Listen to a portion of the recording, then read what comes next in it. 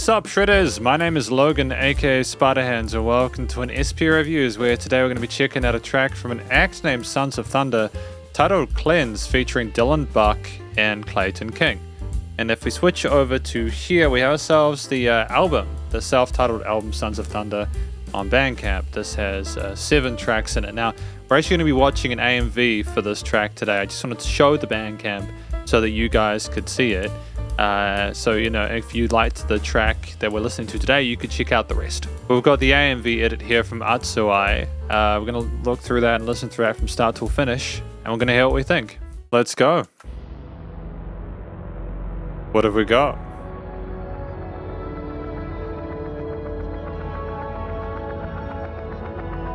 Fascinating so far with the sound design.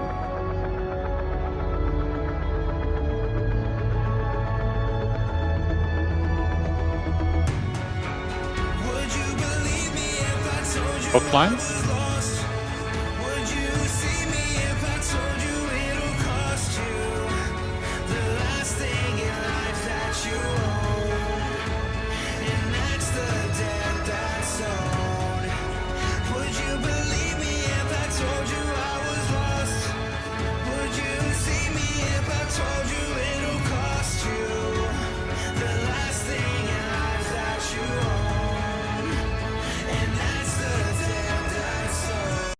Just at this point in time, I have a feeling it's going to get heavier, like with the strings, the way the guitars are filtered, the clean vocals and stuff like that. It sounds like we're getting prepared for something. I'm not quite sure what, because this is my first time listening to Sons of Thunder, but I have a feeling I'm going to enjoy it.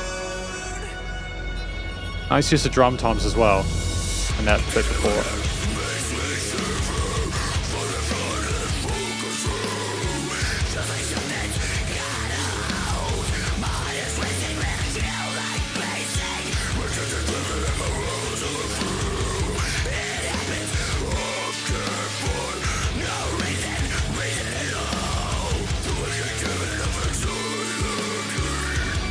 I mean, it's ferocious, isn't it?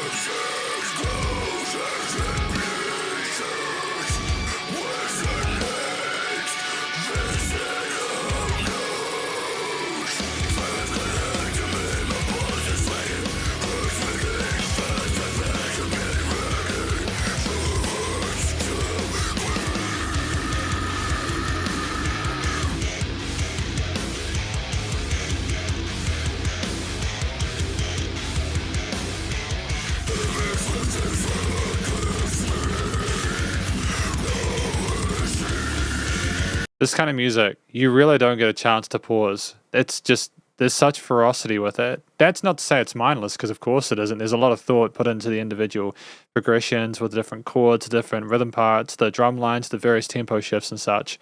But you really don't get a chance to pause. I just don't want to, you know...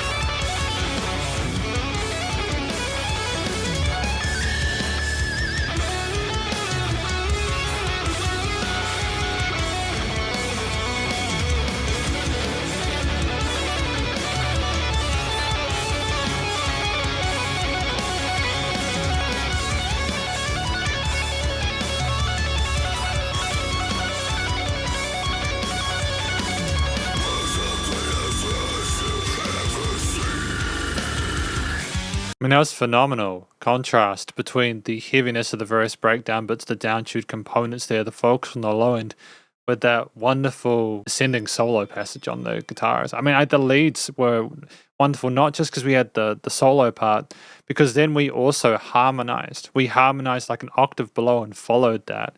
And you need good technique on your strings to be able to kind of to carry that.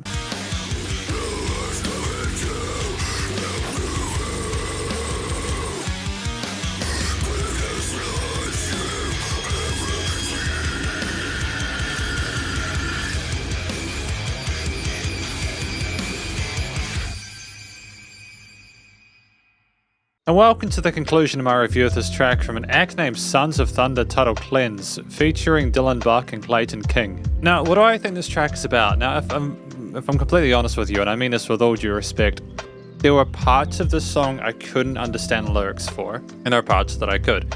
In the beginning, with the clean vocals there, I could hear what was going on and understand what was going on then. And I've listened through the growly bits a few times, and I'm a fan of like metal and stuff like that, don't get me wrong. It's not like I don't like the style, it's just I couldn't get the words through clearly in the growly bits, but well, most of them anyway. So there's a few I got, but most of them. And with the clean parts, you know, what if I told you I was lost and that it would cost you to basically the last thing you own, because that's the debt that's owed or something like that. So if I take that information, I'm trying to sort of like put it to the meaning of cleanse. I assume that maybe this is about giving up what you value, or like the only thing you really have in order to find something. Is that it? And I'm assuming that there was probably more context provided in the rest of the track. So in a way, I'm glad that we had the first part, because it kind of gave a hint that there was like a deeper story being told, which I'm sure genuinely there was, but I just couldn't necessarily get that in the vocals from the second part, or rather the heavier part of the track there, because it was a real wild ride. There was a lot of really cool stuff, and I want to preface this review by saying that it's largely positive, and I mean that genuinely. I think it's possible to enjoy a song even if you don't necessarily understand what it's about. There are lots of metal bands where like I enjoy the music without being able to understand what the vocalist is saying. I think if I was to sort of go on to the actual vocal technique, this is where it might surprise you. I actually think that both the clean vocals in the beginning and the growled, shrieky kind of stuff that we had in the second half were both splendid. I thought the technique, especially with the growls that we had, that vocal fry there, was tremendous. Even if I couldn't necessarily get the words through clearly, I could tell they were following proper technique. It was vicious and raw and brutal, but it was done in a way that I think that was healthy. They weren't just relying on their throat necessarily, they were using their whole body behind it. And I'm really thankful for that, because if you don't have proper vocal technique in that kind of style, you're not going to be able to do it for very long. And I think these guys have been going for about like 12 years, so they're doing incredibly well. I'm very, very happy for them that they've got the vocal technique down with those harder bits, even if I didn't necessarily understand a lot of what was going on. The clean parts at the beginning were comfortable in our head and chest voice, comfortable in our vocal range, and I think that it was a nice contrast to have that to the more kind of like noisy parts we had later on. And I think that there was a nice little legato-ish flow to it that moved well with the strings that we had in the backgrounds, and ultimately provided a nice sense of drama before we got into the really, really fidgety, badass, but like heavy parts later on. The track itself was 3 minutes 15 or 3 minutes 14, and that's not a long time at all, really. It's well within the 2 to 4 minute sweet spot I have for tracks where like if it's less than 2 minutes, I just think you're missing vital context to really flesh out a story unless you're very, very succinct. And then with over 4 minutes, you got a situation where it's just potentially going to be too long if you don't have enough variety within the various sections of your track, within the way that they're structured with like their rhythms, harmonies, melodies, etc. Now, this track was a wild adventure. We had strings, kind of filtered guitar parts, maybe a slight bass tone there, vocals at the beginning with some like sort of synth like ticky bits, kind of sequences going on there, and it was very cinematic, and I kind of appreciate that because it just adds this massive sense of drama at the beginning about what the cost is and what you owe, and whether or not you really want to find that person, you know. But then once we kind of build up a little bit from that at the end of the clean section, you just go into this absolutely ferocious, visceral section with guitars, bass, drums, and screams. And it's awesome. It's incredible. I like the fact that we had such a massive variety of different riffs there. We never stayed on one idea for too long. And I like the fact as well that even though we could clearly play our instruments in time with each other and there was a nice chemistry between the band members, we also had periods where the drums would kind of go away from the bass or the guitar, and there might be some polyrhythms, or there might be some sort of weird adjustments to time signatures. We also didn't really pay a lot of heed to what was required to kind of stick within the same key signature or scale shape. We were comfortable with using chromatics and modulations and tritones and all sorts of fun stuff. There was a lot of really cool there's a lot. It was a great performance. Don't get me wrong. I think if I was to examine the instruments more clearly, because I think in the early section, like the strings, guitars, and etc., and the sequences were meant to kind of illustrate a sort of a grand scene that was about to unfold. You had things simmered, things were kind of tense, and there was a little bit of a glow to it, as if we were getting closer to something big, which is effective. And the initial theme there with those elements sounded as such. But the guitars, both rhythm and lead, the rhythm parts they had just an incredible distorted tone, if I'm honest. I loved how chonky they were. They had a nice bass resonance, and the palm mutes that we had there were excellent and luxurious in time with the kicks. Or if we had some more ferocious parts where we were working with faster rhythm motifs, working between the lower strings, that was cool too. The thing that kind of sold me was when we had that incredible guitar solo in that last third. It was such a massive breath of fresh air from what we had previously with how suffocating the overall motif was before it. And we were flying through the sky, and we played all of the lovely, incredible notes within those major and minor arpeggios. And there were like little slide bits and stuff like that, and we had like a lower guitar, as I mentioned earlier, kind of harmonizing the octave below. And it was beautiful, man. It was such a tonal, textural contrast to the filthy drop tune stuff we had earlier.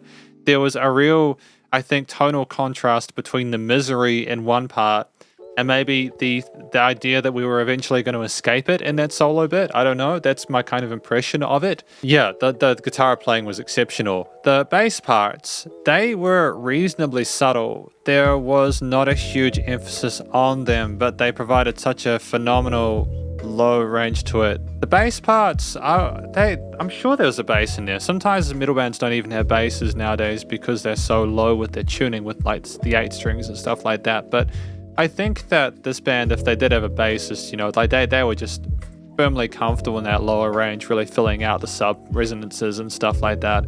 And they were following whatever was going on with the other instruments really loyally. And they knew to kind of keep things a bit lighter in the solo section, which was good too. The drums were really tight, and the grooves we had there with the different movements between the hi-hat phrases and the tom fills. Like in the beginning, we also had some kind of like orchestral drums, dun dun dun dun dun. dun. We had some tom bits going on there, which was a great choice. I think if you'd gone straight into cymbals, it would have been a little bit too kind of harsh and a little bit too eager. We had a low-key thing with the toms, and then we just came in full bore with the whole entire drum kit, cymbals, kicks, snares, etc. And there are a lot of different riffs and grooves and chops there that the percussionist kept up no matter what we threw at him. And sometimes, again, the drummer even like kind of veered away from what the other members were doing a little bit and kind of had like a sense of a different kind of phrasing going on. And you kind of lost your way within the track as a listener, I think on purpose, because of that lack of support, that foundation there. And I think that was deliberate, as almost to say, hey, you're not in control of the situation anymore. I think the theme overall with this track was maybe encapsulating the journey that they discussed at the start. Maybe the beginning with like the softer elements was a way of explaining to the listener the context, especially if they didn't necessarily understand the vocals. And then we got into the point where the cleansing was maybe occurring, and then we had the solo section, and the cleansing wasn't maybe a particularly pleasant experience. And then the solo section just rushed forward and was maybe that it was a chance of an escape from it, or maybe we had been cleansed and we were happy about that. And then we were kind of celebrating that. And then at the end, I'm not really sure what happened at the end. Was there a good finish? Was there a happy ending? Was there a sad ending? I'm not sure, but either way, it was compelling, and it finished on a note that I think that was authentic to the band involved. Ultimately, it was an absolute roller coaster, but I feel like I actually was told a story, even if I didn't necessarily understand it, not just from the vocals, but from the music itself, and you cannot put a price on that. I think that's really good. Again, I think in genres where you're not sure if the listener's going to be able to get everything, you need to have all the other elements as tight as possible, and Sons of Thunder nailed it. Finally, the studio recording, mixing, and mastering. I thought that, everything was dope. I was happy with it. The strings and sort of synth parts, the drums, the guitars, the bass, the vocals, they had all a great presence to it, were nicely niched and filtered and EQ'd. We had, whether it was the clean or the growly vocals, they came through nice and neatly and were well controlled within the dynamics, within the frequency spectrum, within, all that kind of stuff. There was presence for the individual instruments with nothing standing out too much. It was a really smooth transition from the heavier bits to the guitar solo there. That was masterful in regards to the post-production there to get that as good as it was. There was sufficient dynamic range to the track, especially at the intro when things kind of started a little bit more sort of tempered, and then we just kind of roared in, and there was that build beforehand. I thought that was kind of cool as well, that we allowed there to be a bit more ceiling, a bit more headroom to really enjoy it and kind of throw down with it. But it was also nice and loud without pumping, so limiting and bus compression was handled. And this is my review of this track from an act named Sons of Thunder, featuring Dylan Buck and Clayton King, titled Cleanse, and hopefully you enjoyed it. If you did, please do go show them some love via their various social medias and Bandcamp page, and stay cool and stay safe, and please remember to support your local musicians and artists at this point in time, as they need the help more than ever with all the crazy stuff going on in the world. And I'll catch you in the next review. Spiderhands out.